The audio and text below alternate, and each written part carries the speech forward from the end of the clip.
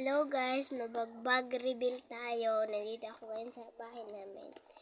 Unang laman is mga notebooks. Yan. Notebooks. Normal naman na may notebooks. Ito. Notebook din. Dami. Yan. At coloring book. Stickers. Tapos spelling booklet. Yan.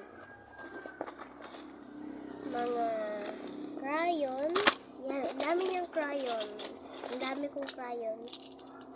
Yan. Tapos mga papel at ballpen. Yun lang guys.